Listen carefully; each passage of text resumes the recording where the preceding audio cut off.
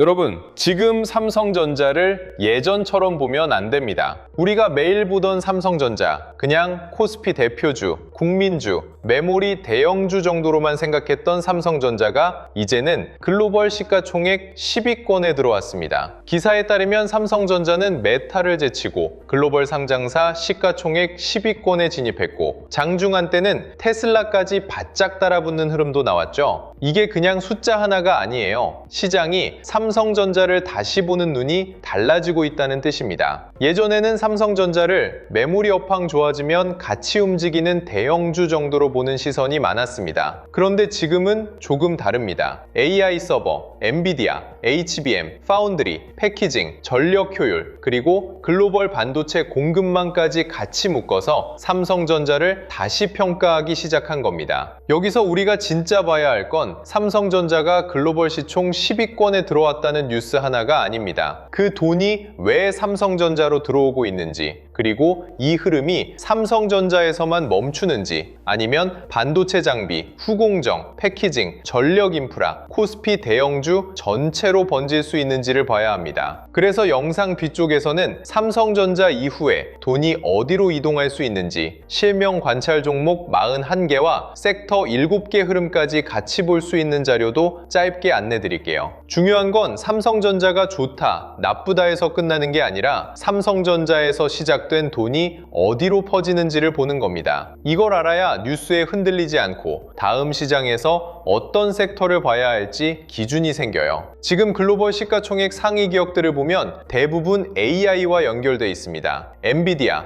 마이크로소프트, 애플, 알파벳, 아마존 다 AI 인프라, 클라우드, 반도체, 데이터 센터와 연결된 기업들이죠. 그런데 이 흐름 안에 삼성전자가 들어오기 시작했다는 건 단순히 한국 대표 기업이 잘 나간다는 이야기가 아닙니다. 삼성전자가 AI 시대에 필요한 핵심 부품을 공급할 수 있는 회사로 다시 평가받기 시작했다는 뜻으로 봐야 합니다. 그리고 그 중심에는 HBM이 있습니다. 삼성전자를 예전처럼 D램과 낸드만 놓고 보면 이 변화가 잘 안 보일 수 있어요. 지금은 AI 서버가 커지고 있고, AI 서버 안에서는 엔비디아 GPU가 중심을 잡고 있고, 그 GPU 옆에서는 데이터를 빠르게 밀어주는 HBM이 필요합니다. 쉽게 말하면요, 엔비디아 GPU가 AI 서버의 두뇌라면 HBM은 그 두뇌가 계속 일할 수 있게 데이터를 밀어주는 혈관 같은 겁니다. 두뇌가 아무리 좋아도 혈액이 제대로 돌지 않으면 몸이 움직이지 못하잖아요. AI 서버도 똑같습니다. 계산은 GPU가 하지만 그 계산에 필요한 데이터를 끊기지 않게 공급해주는 게 HBM이에요. 그래서 HBM은 이제 그냥 비싼 메모리가 아닙니다. AI 서버 성능을 결정하는 핵심 부품입니다. GPU가 아무리 강해도 데이터가 늦게 들어오면 병목이 생깁니다. 그 병목을 줄여주는 회사가 AI 반도체 시장에서 더 높은 평가를 받을 수밖에 없어요. 삼성전자가 다시 글로벌 시장에서 크게 평가받는 이유도 이 흐름과 연결해서 봐야 합니다. 오늘 삼성전자 이슈에서 더 눈여겨봐야 할 부분은 삼성전자가 HBM4E에서 끝나는 게 아니라 이미 그 다음 세대인 HBM5까지 시장 앞에 꺼내놓기 시작했다는 점입니다. 삼성전자는 컴퓨텍스에서 HBM5 실물 모형을 공개했고, HBM5에 적용될 핵심 열관리 기술인 HPB 구조도 소개했습니다. 이 말이 조금 어렵게 들릴 수 있는데 투자자 입장에서는 이렇게 보면 됩니다. HBM은 점점 더 빠르게, 더 높게, 더 많이 쌓이는 방향으로 갑니다. 그런데 빠르게 움직이고 높게 쌓을수록 문제가 생겨요. 바로 열입니다. AI 서버는 엄청난 속도로 데이터를 처리해야 하니까 HBM도 점점 더 많은 열을 감당해야 합니다. 열을 못 잡으면 아무리 빠른 제품을 만들어도 오래 안정적으로 돌리기 어렵습니다. 스포츠카로 비유하면 더 쉽습니다. 아무리 빠른 차라도 엔진열을 못 식히면 오래 달릴 수 없잖아요. 처음에는 빠를 수 있어도 계속 달리면 과열이 오고 성능이 떨어지고 결국 멈출 수 있습니다. AI 서버도 비슷합니다. 순간적으로 빠른 것도 중요하지만 계속 안정적으로 빠른 게 더 중요합니다. 삼성전자가 HBM5에서 열 관리 기술을 내세운 건 앞으로 AI 서버 고객들이 원하는 방향을 정확히 보고 있다는 뜻입니다. AI 고객사들은 단순히 속도 빠릅니다 이 말만 듣고 제품을 쓰지 않습니다. 전력 효율이 어떤지, 발열은 잡히는지, 대량 생산에도 품질이 유지되는지, 공급 일정이 흔들리지 않는지까지 다 봅니다. 삼성전자가 HBM5와 열 관리 기술을 같이 보여준 건 차세대 HBM 경쟁이 단순 속도 싸움에서 안정성, 전력, 발열, 양산 신뢰 싸움으로 넘어가고 있다는 신호입니다. 여기서 삼성전자의 경쟁력이 나옵니다. 삼성전자는 메모리만 하는 회사가 아닙니다. 메모리, 파운드리, 패키징을 같이 가지고 있습니다. HBM은 이제 단순히 D램을 잘 만든다고 끝나는 제품이 아니에요. 여러 층의 메모리를 쌓아야 하고 베이스 다이와 로직이 같이 움직여야 하고 GPU와 붙을 수 있게 패키징도 맞아야 하고 전력과 발열도 잡아야 합니다. 그러니까 앞으로 HBM 경쟁은 메모리 기술, 파운드리 기술, 패키징 기술, 고객 맞춤 설계가 다 묶이는 싸움으로 갈 가능성이 큽니다. 이 지점에서 삼성전자는 경쟁사와 다른 카드를 가지고 있습니다. 물론 파운드리에서는 TSMC와의 격차라는 숙제가 있습니다. 이건 현실이에요. 하지만 HBM과 AI 메모리 쪽에서는 메모리와 파운드리, 패키징을 한 회사 안에서 연결할 수 있다는 점이 삼성전자의 강점으로 다시 보일 수 있습니다. 삼성전자가 HBM5에 자체 파운드리 2나노 공정으로 만든 베이스 다이를 선제적으로 적용할 계획이라는 점도 이 흐름에서 봐야 합니다. 이건 단순히 공정 숫자가 작아졌다는 이야기가 아니에요. AI 메모리에서 더 높은 성능, 더 좋은 전력 효율, 더 안정적인 발열 구조를 만들기 위해 메모리와 로직, 베이스 다이를 같이 최적화하려는 방향입니다. HBM은 위에 쌓이는 메모리도 중요하지만 아래에서 GPU와 연결되는 베이스 다이도 중요합니다. 이 부분이 좋아져야 데이터가 더 빠르게 오가고 전력 효율도 좋아지고 고객사가 원하는 구조에 맞출 수 있습니다. 그래서 HBM5에서 이 나노 베이스 다이 이야기가 나온 건 삼성전자가 단순히 HBM을 따라가는 게 아니라 차세대 AI 메모리 구조를 다시 잡으려는 움직임으로 봐야 합니다. HBM4E 이야기도 같이 봐야 합니다. 삼성전자는 HBM4E 12단 샘플 출하를 발표했고 최대 16GB per 초 속도와 48GB 용량, 단일 스택 기준 최대 초당 3.6TB 대역폭을 내세웠습니다. 이 숫자 자체도 중요하지만 투자자 입장에서 더 중요한 건 순서입니다. 삼성전자가 HBM4E에서 고객사 테스트와 양산을 준비하고 동시에 HBM5 기술까지 보여주고 있다는 점이에요. 이건 시장에 이런 메시지를 주는 겁니다. 우리는 지금 세대만 보는 게 아니다. 우리는 다음 AI 서버 세대까지 준비하고 있다. 고객사가 원하는 속도, 전력, 발열, 수율을 같이 맞추려고 한다. 이 흐름이 중요합니다. 주가는 기대를 먼저 반영하지만 오래가는 주가는 결국 숫자로 확인돼야 합니다. 삼성전자가 HBM4E에서 테스트, 양산, 수율, 물량을 보여주고 HBM5에서 기술 로드맵까지 이어간다면 시장은 삼성전자를 다시 다르게 볼 수 있습니다. 이쯤에서 수율을 쉽게 풀어보면요. 수율은 기술 이야기가 아니라 돈 이야기입니다. 제품을 100개 만들었는데 정상 제품이 70개 나오느냐, 90개 나오느냐에 따라 회사가 벌 수 있는 돈이 달라지잖아요. 같은 장비, 같은 인력, 같은 시간으로 만들었는데 팔 수 있는 제품이 많아지면 이익률이 좋아집니다. HBM은 일반 D램보다 만들기 훨씬 어렵습니다. 여러 층을 쌓아야 하고 정교하게 연결해야 하고 전력과 발열까지 잡아야 해요. 그래서 HBM에서 수율이 올라간다는 건 기술이 좋아졌다는 말에서 끝나는 게 아닙니다. 삼성전자가 HBM으로 돈을 더 잘 벌 수 있는 구조에 가까워진다는 뜻입니다. 특히 HBM4E와 HBM5처럼 고부가 제품 비중이 커질수록 수율은 곧 마진이고 마진은 곧 실적이고 실적은 결국 주가 평가로 이어질 수 있습니다. 삼성전자 주주분들이 지금 봐야 할 것도 이 부분입니다. 삼성전자가 글로벌 시총 10위권에 들어왔다는 건 시장이 삼성전자를 예전보다 훨씬 크게 보기 시작했다는 뜻입니다. 그런데 그 평가가 더 오래 가려면 HBM 기대가 실제 숫자로 이어져야 합니다. HBM4E 샘플이 고객사 테스트로 이어지고 테스트가 양산으로 이어지고 양산이 공급 물량으로 이어지고 공급 물량이 수율과 마진으로 이어지는지 봐야 합니다. 그리고 HBM은 삼성전자가 다음 세대 AI 메모리 시장에서 얼마나 빨리 주도권을 가져갈 수 있는지 보여주는 신호로 봐야 합니다. 오늘 삼성전자 이슈는 그래서 시총 10위권에 들어갔다 에서 끝나는 게 아닙니다. 왜 글로벌 시장이 삼성전자를 다시 크게 보는지, 그 이유가 AI 서버와 HBM에 있는지, 그리고 그 기대가 실제 실적으로 바뀔 수 있는지를 봐야 합니다. 외국인 수급도 여기서 연결해서 봐야 합니다. 외국인은 삼성전자를 그냥 한국 대형주라서 사는 게 아닙니다. 엔비디아 흐름을 보고, AI 서버 투자 사이클을 보고, 미국 금리와 달러를 보고, 원화 환율을 보고, 한국 반도체 ETF와 코스피 대형주 비중까지 같이 봅니다. 삼성전자가 HBM 4위와 HBM 5에서 경쟁력을 보여준다면 외국인 입장에서도 계산이 달라질 수 있습니다. 한국 반도체를 다시 담을 만하다. AI 메모리 사이클이 더 길게 갈 수 있다. 삼성전자가 HBM 프리미엄을 가져올 수 있다. 이런 판단이 들어오면 수급은 달라질 수 있습니다. 외국인 돈은 감정으로 들어오지 않습니다. 엔비디아 흐름, 미국 금리, 달러, 원화 환율, AI 투자 사이클, 그리고 삼성전자의 실적 개선 가능성을 같이 계산하고 들어옵니다. 그래서 삼성전자의 HBM 이슈가 단순 뉴스에서 끝나지 않고 외국인 수급과 실적 추정치 변화로 이어질 수 있는지 봐야 합니다. 그럼 개인 투자자는 뭘 봐야 하느냐? 복잡하게 볼 필요 없습니다. 삼성전자 HBM 4위 고객사 테스트가 어떻게 이어지는지 봐야 합니다. 양산 일정이 구체화되는지 봐야 합니다. 수율이 안정되고 마진 개선으로 연결되는지 봐야 합니다. HBM5에서 열관리 기술과 2나노 베이스 다이 적용이 실제 차세대 경쟁력으로 인정받는지 봐야 합니다. 그리고 삼성전자만 움직이는 게 아니라 반도체 장비, 후공정, 패키징, 전력 인프라까지 돈이 번지는지 봐야 합니다. 삼성전자 하나만 보면 뉴스 하나로 끝날 수 있어요. 그런데 돈의 길목까지 보면 이 뉴스가 시장 전체를 얼마나 움직일 수 있는지 보입니다. HBM이 좋아지면 장비가 필요하고 후공정과 패키징이 중요해지고 테스트와 기판, 소재도 같이 봐야 합니다. AI 데이터 센터가 커지면 전력 인프라, 변압기, 전선, 냉각까지 연결됩니다. 삼성전자 이슈의 결론은 이렇게 볼 수 있습니다. 삼성전자는 글로벌 시장에서 다시 크게 평가받기 시작했습니다. 그 배경에는 단순한 주가 상승이 아니라 AI 서버, 엔비디아, HBM, 파운드리, 패키징이라는 큰 구조가 있습니다. HBM 4위는 지금 세대의 경쟁력을 보여주는 카드고 HBM5는 다음 세대 기술 주도권을 준비하는 카드입니다. 그리고 HPB 같은 열관리 기술은 차세대 AI 메모리에서 속도만큼이나 중요한 안정성 문제를 잡기 위한 카드입니다. 삼성전자는 메모리만 보는 회사가 아니라 메모리와 파운드리, 패키징을 함께 연결할 수 있는 회사입니다. 이 점이 앞으로 AI 반도체 시장에서 다시 크게 평가받을 수 있습니다. 아까 앞에서 말씀드렸죠? 삼성전자를 볼 때는 삼성전자 한 종목만 보는 게 아니라 그 돈이 어디로 번지는지 같이 봐야 한다고요. 삼성전자가 글로벌 시총 10위권에 들어왔다는 건 삼성전자 혼자만의 이야기가 아닐 수 있습니다. 한국 반도체 전체, AI, HBM 밸류체인, 장비와 후공정, 패키징, 전력 인프라까지 같이 봐야 할 흐름입니다. 그래서 이번에 함께 정리한 자료가 삼성전자 이후 돈의 길목을 확인하는 자료예요. 자료 받아보고 싶으신 분들은 구독과 좋아요 눌러주시고요. 댓글창에 구독 완료라고 남겨주시면 됩니다. 그리고 영상 아래 더보기란에 있는 파란색 링크로 들어가시면 자료 신청하실 수 있게 준비해두겠습니다. 이번에 함께 정리한 자료 제목은 바로 코스피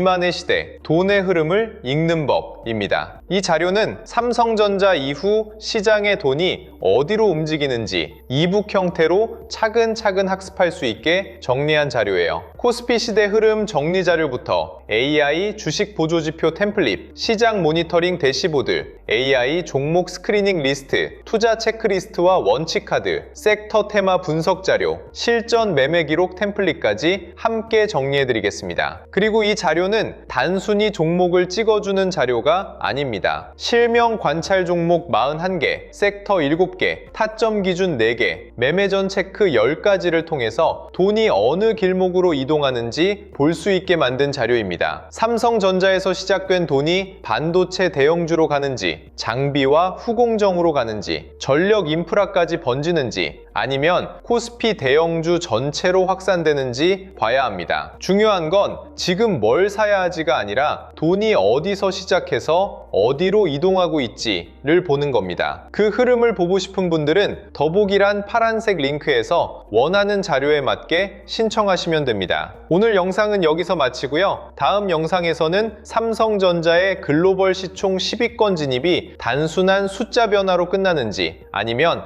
HBM 4위와 HBM5, 엔비디아, 공급망, 수율, 양산, 마진으로 이어지는 진짜 재평가의 시작인지 더 자세하게 짚어드리겠습니다. 삼성전자는 지금 단순히 과거의 메모리 강자가 아닙니다. AI 서버 시대에 다시 필요한 회사, HBM과 파운드리, 패키징을 함께 가져갈 수 있는 회사, 그리고 한국 반도체 전체의 돈길을 다시 열 수 있는 회사입니다. 이 관점으로 삼성전자를 보시면 됩니다. 끝까지 시청해주셔서 감사합니다.